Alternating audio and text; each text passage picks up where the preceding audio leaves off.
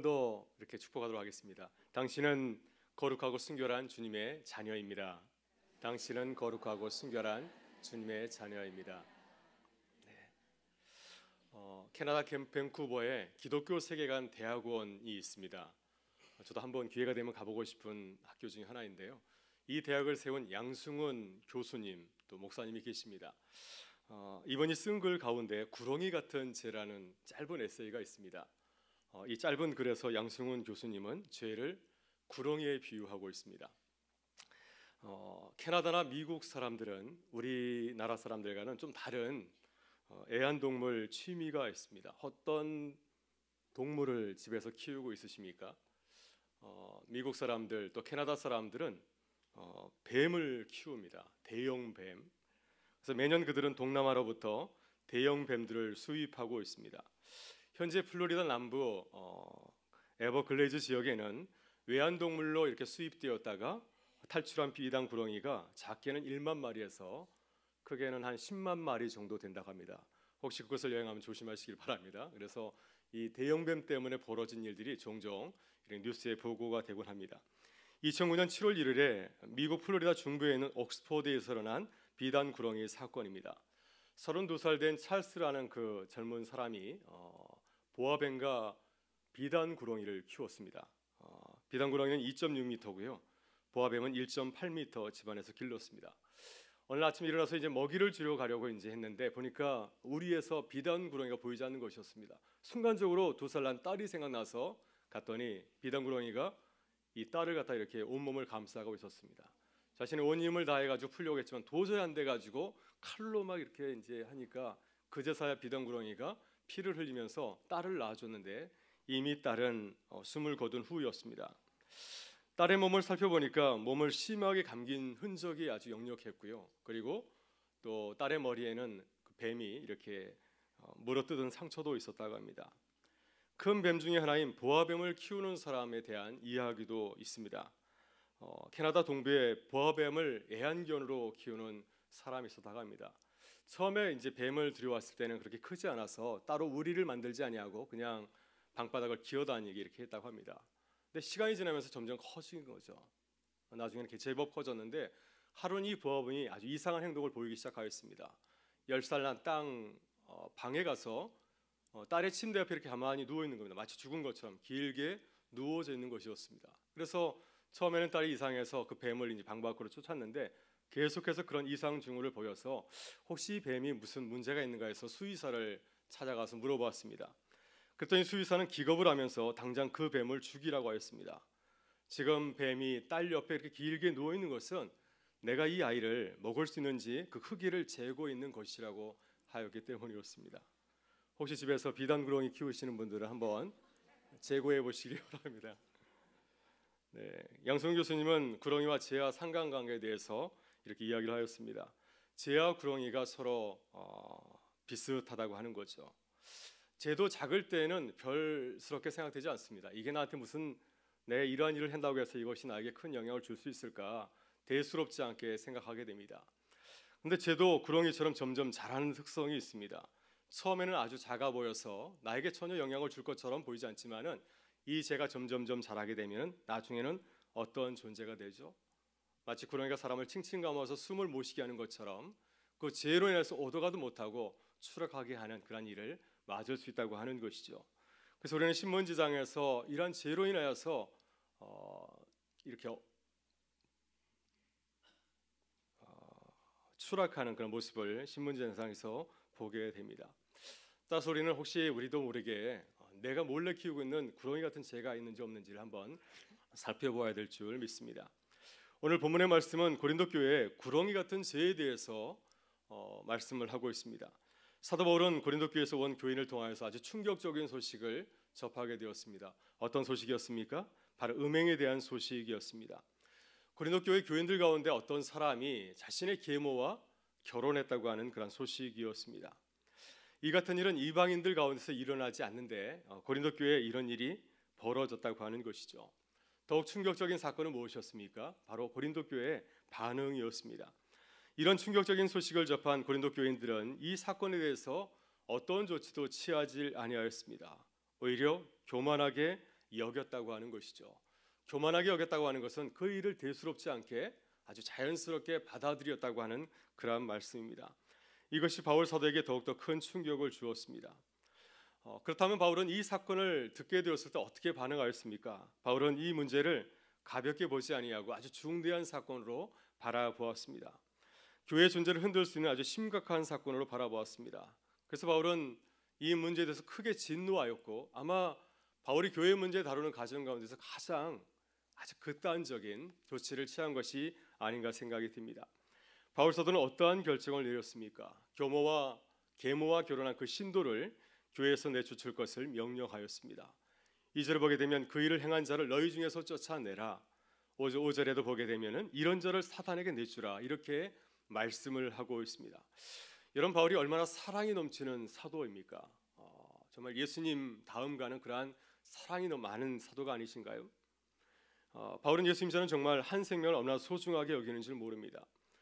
고린도서 8장을 보게 되면은 우상 대전에 바친 고기를 먹고 시험에 빠진 약한 자들을 위하여서 어떻게 하였습니까? 혹시 이 일로 인해서 그 사람이 그러니까 믿음이 약한 자가 시험에 빠진다고 한다면 나는 평생토록 고기를 먹지 않겠다, 이렇게까지 말했던 사람이 바로 이 바울이었습니다. 또 고린도서 11장을 보게 되면 성만찬 문제에 대해서 다룰 때에도 성만찬 때문에 실족을 당하는 이들이 참 많이 있었습니다. 가난한 분들이 이 성만찬 자리에서, 만찬의 자리에서 많이 실족했는데 그들을 특별히 배려할 것을 바울은 이 고린도 교회에 당부를 하고 있습니다. 이렇게 바울은 항상 약한 자를 특별히 배려하는 사랑과 긍휼이 넘치는 사도였습니다. 그런데 본문에서는 사도답지 못하게, 바울답지 못하게 굉장히 엄중하게 조치를 내리고 있는 것을 보게 됩니다. 이런 자를 사단에게 내어주라, 이런 일을 행하는 자를 너희 중에서 쫓아내라. 왜 사도 바울이 이렇게 진노하면서 이렇게 엄격하게 아주 엄정한 조치를 내리고 있겠습니까? 왜냐하면 그것은 이 죄를 가만히 내려버려 두게 되면 구덩이와 같이 교회를 잡아먹는 크나큰 걸림돌이 되기 때문에 이런 조치를 내린 것이 아니겠습니까? 우리는 주님의 몸된 교회를 지키기 위해서 늘 이 사실을, 구덩이 같은 죄라고 하는 사실을 늘 기억해야 될 줄 믿습니다. 오늘 이 시간 사도 바울이 죄에 대해서 처리하는 모습을 함께 살펴보고자 합니다. 특별히 본문에서 바울은 죄를 범한 교인에게 말하지 아니하고 교회를 향하여서 말하고 있습니다. 다시 말해서 이 문제는 개인의 문제라기보다는 교회의 문제라고 하는 것이죠. 바울은 이 문제를 통하여서 교회가 어떻게 죄의 문제를 바라보고 처리해야 되는지에 대해서 말씀을 하고 있습니다.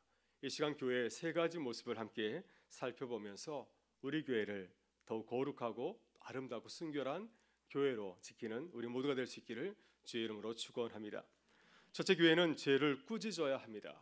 우리 본문 1절부터 3절의 말씀을 같이 한번 읽어보겠습니다.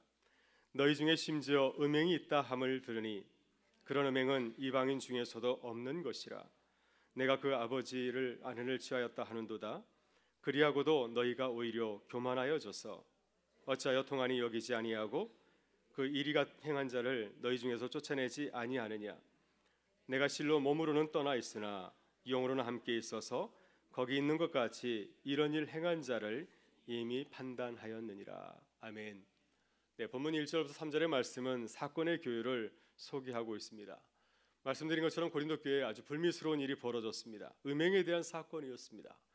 음행이라는 헬라어는 포르네이아라고 합니다. 성적인 행위와 관련된 단어입니다.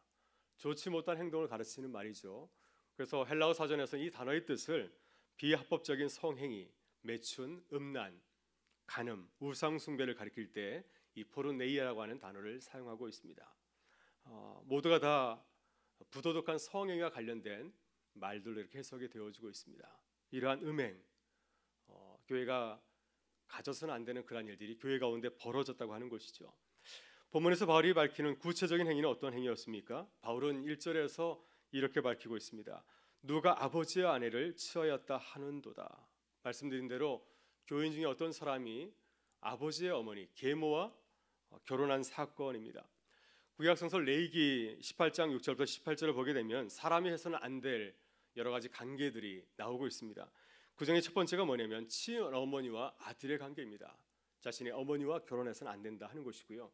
두 번째 경우가 뭐냐면 계모와 아들의 관계를 말하고 있습니다. 바로 본문의 사건이 이 두 번째 경우에 해당된다고 볼 수가 있습니다. 말씀드린 것처럼 바울이 이 사건에 대해서 들으면서 충격을 받은 것은 고린도 교회의 반응이었습니다. 바울은 2절에서 그가 받은 충격을 이렇게 표현하고 있습니다. 그리하고도 너희가 오히려 교만하여져서 어찌하여 통한이 여기지 아니하고 그 일 행한 자를 너희 중에서 쫓아내지 아니하였느냐. 고린도 교회가 이 사건을 저지른 사람의 부인 행동은 무엇입니까? 그를 교회에서 내보낸 것이 아니라 여전히 그들과 함께 평상시와 똑같이 신앙생활을 하고 있었다고 하는 것입니다. 그들의 죄를 꾸짖지 아니하였습니다. 통한이 여기지 않았습니다. 하나님 어떻게 우리 교회 가운데 이런 일이 벌어졌습니까? 하면서 자신의 모습을 돌아보면서 통곡하거나 아파하지 않았다고 하는 것입니다. 이 말씀은 이 사건을 대단히 심각한 교회 문제로 받아들이지 않았다고 하는 것입니다. 성도들이 해서는 안 되는 그런 행동으로 여기지도 않았다고 하는 것이죠. 그래서 나아가서 이런 일을 저지른 자를 교회에서 내쫓지 아니하고 같이 생활했다고 하는 것입니다. 이것이 사도 바울이 지적하는 고린도 교회의 심각한 문제이죠. 그래서 이 2절의 말씀을 가만히 보게 되면은 지금 고린도 교회가 세상적인 그러한 성적인 문제에 대해서 얼마나 개방적이고 또 자유로운 입장을 취하고 있는가 하는 것을 우리에게 보여주고 있습니다. 바울은 1절에서 이런 음행은 이방인들 중에도 없다고 말하였습니다. 이방인들도 자신의 계무와 결혼하는 그런 자가 없다고 하는 거죠. 만약 그런 일이 벌어지긴다면은 나라에서 가만히 있겠습니까? 그런 자를 조치하지 않겠습니까? 그런데도 교회 안에서 이런 자를 그냥 내버려 두었다고 하는 것입니다. 그래서 이러한 모습을 보게 되면은 당시 교회가 성에 대해서, 성도덕에 대해서 얼마나 개방적이고 또 이러한 열린 태도를 취하고 있는 것을 보여주고 있습니다. 바로 이것이 사도 바울이 고린도 교회를 바라보면서 경악하는 이유입니다. 어떻게 거룩하고 순결한 교회가 이러한 문제에 대해서 이런 반응을 보일 수 있냐 하는 것이 바로 바울의 그런 입장이었습니다. 여러분, 최근에 미국 사회에서 굉장히 큰 파장을 일으킨 한인 교회가 있습니다. 뉴저지 파라무스에 위치한 교회인데요, 필그림 교회라고 합니다. 이 교회는 미국 장로교 소속 교회였습니다.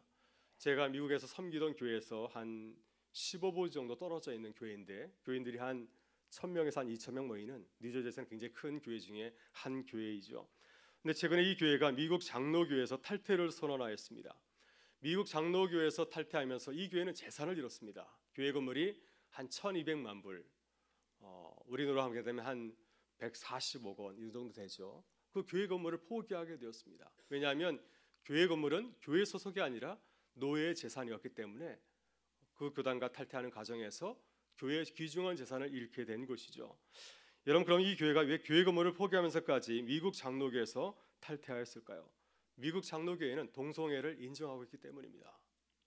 그래서 우리의 신앙에 저촉되는 교탄과 함께 할 수 없다는 그 이유로 필그림 교회는 이렇게 모든 것을 포기하면서까지 탈퇴하는 결정을 내린 것이었습니다.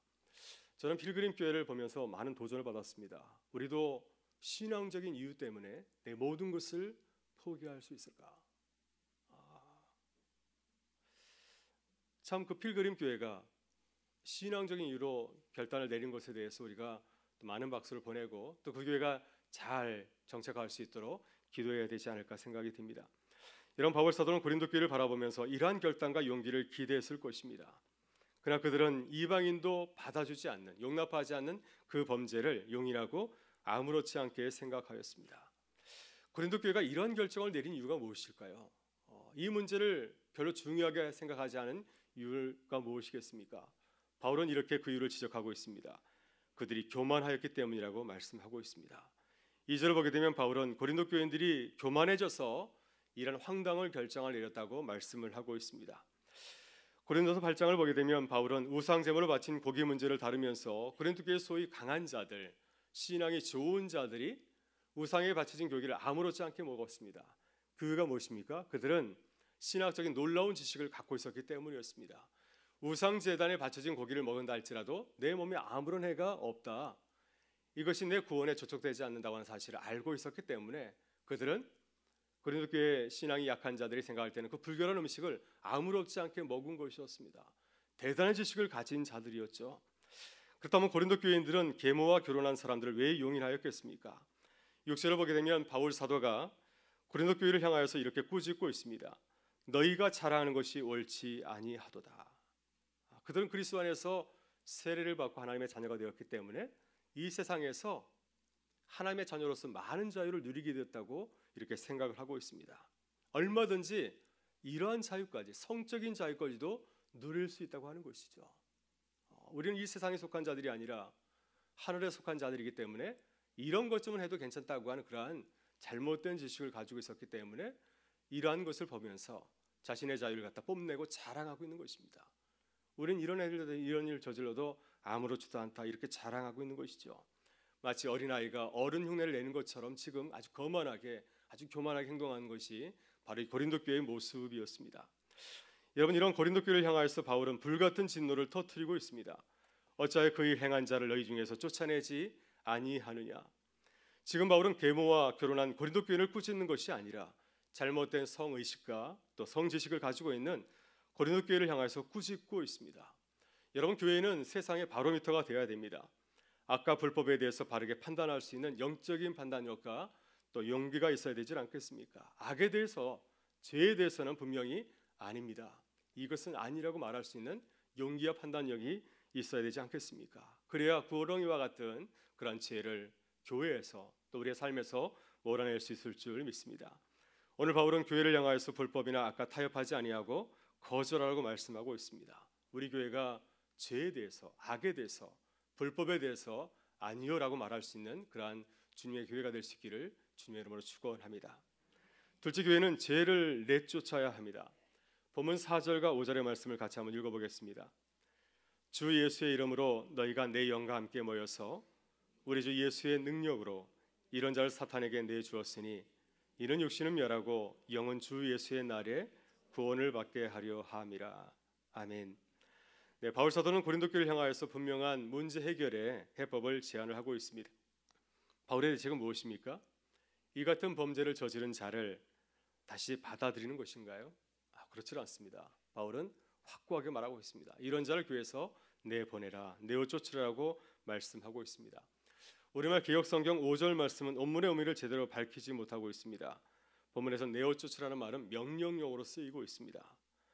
그래서 표준 세번역 성경은 그 의미를 바르게 옮기고 있습니다. 제가 5절의 말씀을 표준 세번역으로 한번 읽어보겠습니다. 여러분은 그러한 자를 당장 사단에게 넘겨주어서 그 육체는 망하게 하고 그의 영은 주님의 날에 구원을 얻게 해야 할 것입니다. 표준 세번역 성경에 따르면 이와 같은 자를 교회에서 내어쫓으라고 하는 것입니다. 그래서 교회의 거룩함을 다시 회복하라고 이렇게 말씀을 하고 있습니다. 여러분, 이것은 성경 말씀의 일관된 메시지이죠. 교회 공동체는, 신앙 공동체는 절대로 죄와 타협해서는 아니 된다고 우리에게 말씀해 주고 있습니다.